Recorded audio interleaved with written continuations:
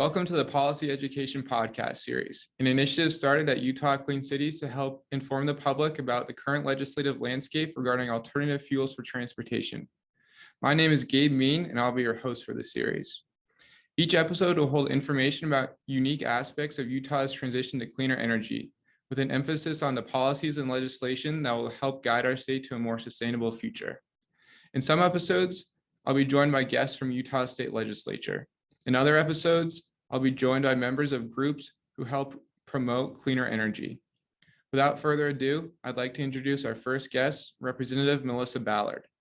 Before listening to her own words, a little background on Representative Ballard. She's from Davis County, Utah, and represents District 20 in the state legislature. Before joining, Representative Ballard was an established pianist with songs on Apple Music and Spotify. She credits her involvement in her local community, as well as her father, who's a representative for 9 years, as the reasons why she decided to run for her current position.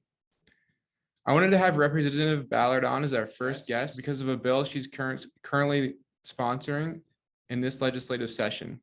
That being concurrent resolution regarding improving air quality through enhanced zero-emission rail. Although it sounds like a mouthful to start, the gist of the bill revolves around transitioning short line locomotives, industrial plant locomotives, and switch engines to zero emissions by 2050.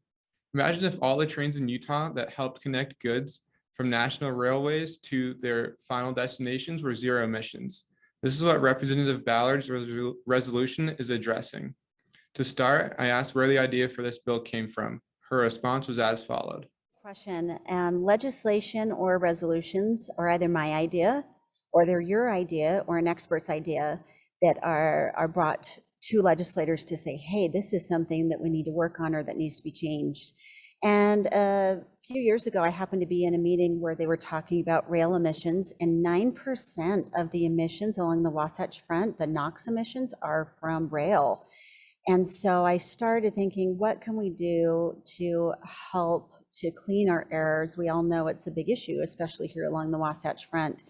So for the last 2 years, and especially the last 9 months, I've been working with rail manufacturers to find out what is available as far as for cleaner applications for short haul locomotive lines and also freight switchers. And then I talked to those manufacturers and talked to distributors and talked to refueling or recharging entities and also to Utah rail companies. My colleague, Representative Handy, has been working for a number of years to try to help facilitate something for rail. The challenge is we cannot regulate rail. They are federally regulated and by EPA standards as well. So this is a resolution. And the reason why it has impact as a resolution and not as law is because I brought together so many of these entities, and the Utah rail companies really know that they have an opportunity to make a difference for Utah Air, and many of them are legacy locomotives, that meaning they've been around for 40 or 50 or even 60 years and not being replaced. So I think to have old diesels switched out for cleaner emissions really will make a difference, especially in non-attainment zones, which is where they are not meeting the air quality standards. And so if we are not in compliance in those areas, then we are in risk of losing highway funds from the federal government. So I really appreciate the many people that came together, including industry partners and the mining industry and many others who really are engaged and wanting to do something about the air quality. So they were very supportive behind this resolution, but keeping in mind it takes a lot of changes. You start bringing people together and they might have a concern about this word or that phrase, and you have to be willing to make some compromise so that good policy is the result. I think there are a couple talking points that Representative Ballard brings up in her answer to my first question.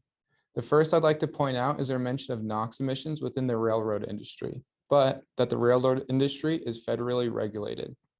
She also mentions non-attainment zones, which are designated by the EPA to areas within each state that don't meet federally regulated air quality standards. As you might guess, the Wasatch Front does not meet the EPA's air quality standards. So Representative Ballard's resolution can be viewed as an attempt to help resolve federally regulated polluters' effects on state-associated EPA regulations. As Representative Ballard mentioned, this is important because non-attainment zones are at risk of losing federally granted highway funds, which we'll touch on after listening to Representative Ballard's answer to my next question. You also heard Representative Ballard mention how she talked with industry leaders before presenting her resolution. So my next question to Representative Ballard was about how HCR 7 can help limit the air quality problems that will persist with Utah's new inland port. Her response interested me as she explained how the Inland Port Authority will help the industry associated with the inland port transition their locomotives to zero emissions. Before diving into the details of her answer, she provides a great explanation of the inland port. Question. So for those who do not know what the inland port is, let me describe it. So on the coast, there are ports that receive shipments from all over the world to the United States. They come to the coast and they go through customs, and then they come throughout all the United States. Well, as we know right now, our chain supply has been backlogged along the ports, along the coast.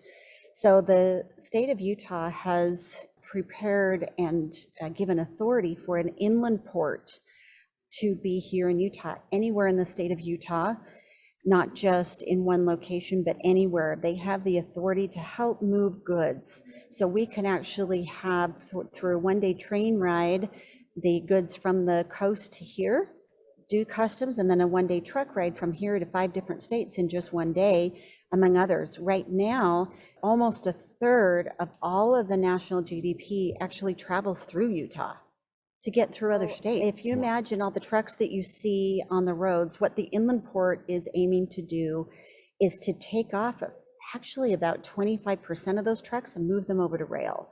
So that's why this resolution would have a tremendous impact on our air quality if more of those short haul and freight switchers can really move to low emissions. So I hope that that helps. And the inland port, the legislature has given them 3 opportunities for helping any industry to go to cleaner emissions. They can either give loans, or they could provide leases for equipment, or they could help do grant writing for federal funds.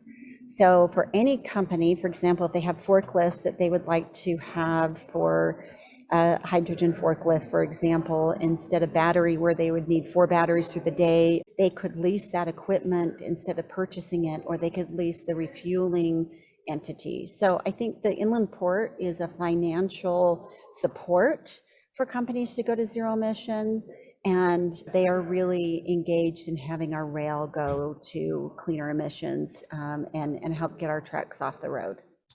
There's a lot to dissect here, but I want to start by relating Representative Ballard's first answer to her second answer. If you remember, we briefly covered how states with non-attainment zones lose federal highway funds.